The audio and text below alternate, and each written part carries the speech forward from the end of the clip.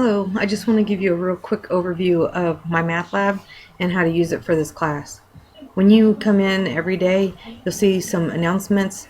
This one from your publisher will just be up for the first week, as it has you walk through some plugins and walking through how to enter answers, which is really huge because you want to pay attention to what they're asking for: decimals versus fractions, integers, decimal placements, things like that. Up here you'll see upcoming assignments. You have a moving calendar so that when something is due, it will pop up. And of course, our class doesn't start till mid-November or end of October. So in here y'all see where things are due. You have a progress. The study plan is optional. It's optional, so it's not considered part of your grade, but it will show you when you've been working on it. Over here, obviously you've already been in the start here, otherwise you wouldn't be watching this video.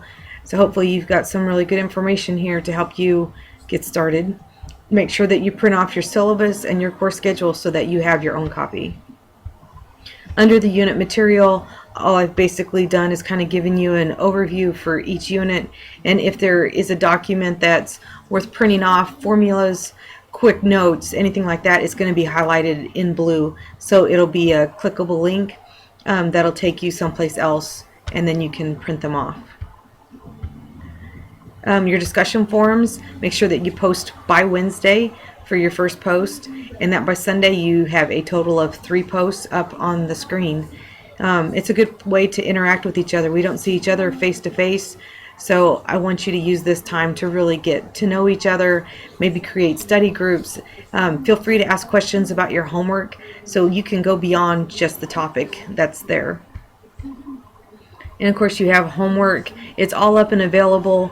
This is not a self-paced course, so if you can work ahead, but I do not accept late work. So if you don't get your homework done by these due dates, then for every day that it's late, it's a 2% penalty.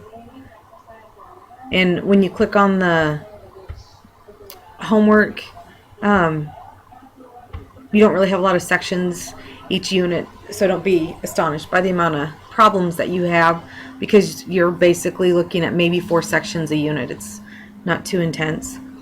It's going to give you 3 shots to answer these every time, and then it's going to give you a help if you get it wrong, and we're going to do it wrong again. If I need help, there's help me solve, there's view an example. It'll take me to animation. If there's a video that's related to this topic, that will also be here. You can click ask the instructor. It will send a link to me so that I can see. So when I do my 3rd attempt, if I get it wrong, then it tells me what the right answer is. And then if I wanted to try it again, let's see, I'm not sure how many parts this one has.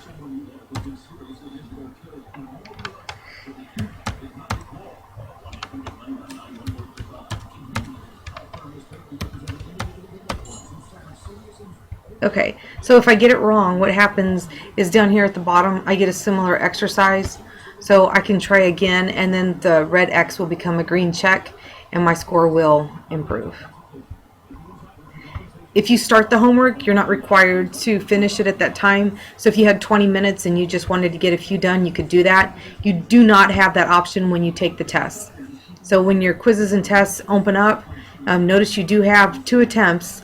I strongly encourage you to use both of them. If you get kicked out of your test, then that counts as one of your attempts, unless it's on the Madison College or the My Math Lab server. Once you start a test, you have to finish it. Don't go up here and use your back browser. Don't open up other stuff, because it will kick you out, and it has the potential to cause problems. Here's your grade book, so you can always see what you're doing. Again, the study plan is optional. Here we have chapter contents. So if you didn't buy the textbook from the library or from the bookstore, then here's where you're going to find your book. And the multimedia library is another great place because it gives you a way to get some help. So like if I go to whole numbers, I'm having trouble with decimals, and you can pick, you don't have to say all of them, but I just want to show you. Then it lists everything that it has available for you to help you with decimals. So I hope that this quick overview helps you out. And if you have any questions, please feel free to ask.